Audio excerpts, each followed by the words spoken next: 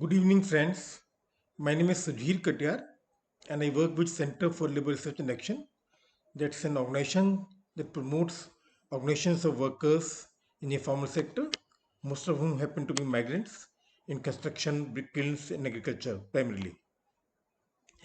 I would first of all like to thank NAPM for organizing this very important webinar today on the implications of the Supreme Court judgment on migrant workers.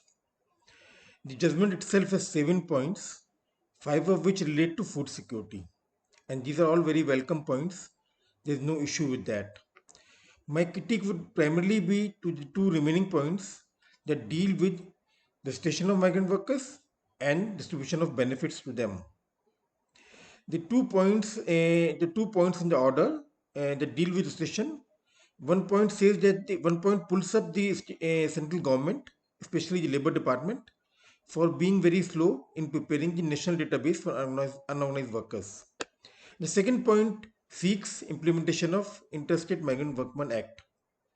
Now, my main critique is that these orders they show that the court and the discussants, which includes the state governments, the central government, and also the CSOs that assisted the court, they do not seem to be aware of the ground reality when the court passed this order. See, consider this: if the Interstate Migrant Workmen Act is fully implemented, which is one of the points in the order, there would be no need for a national database for unorganized workers, because the Interstate Migrant Workmen Act would have covered all the interstate migrants, which form majority of the migrants. It would only leave out the intrastate seasonal migrants, which is a smaller number, and one can think of alternative mechanisms of enumerating those workers also. The second point is that the court has not really taken into cognizance the past efforts at restriction of migrant workers, of which there have been many. This government, the NDA government, in its first term, came out with a very ambitious scheme for restricting all the informal sector workers. It was called Shramev Jayate, and they filled thousands of forms.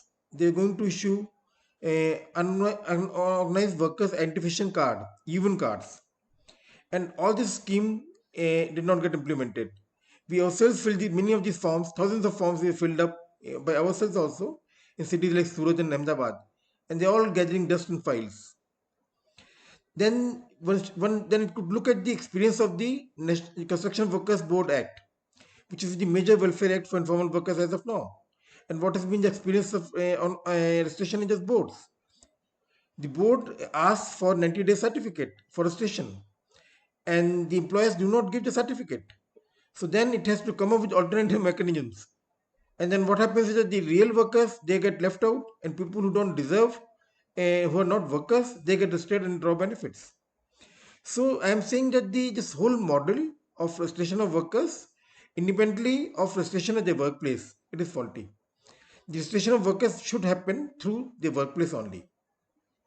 Same flows of benefits also.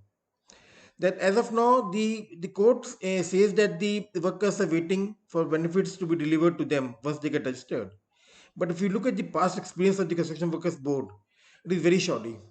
It is full of leakages, it is full of corruption, and it is full of benefits being derived by people who are not really workers.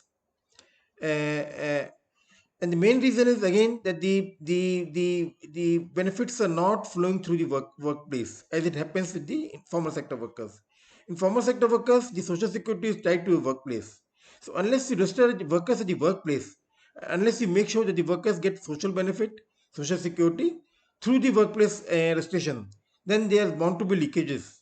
The Gujarat government says that we have 20 schemes. Filling of forms for each of these schemes will imply so much of wasted of effort. See, the informal workers, the migrant workers, they need basic social security. They do not need elements from the government. And this basic social security can be derived from their own worker contribution.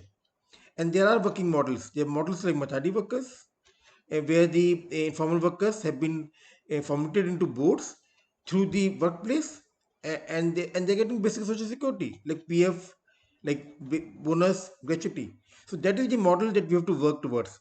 Instead of this model of boards where workers are registered independently of the workplace, and then the boards devising schemes and distributing benefits. This model is riddled with corruption, and that is what I have said in my article also, and that is what I appeal to all of you. Thank you.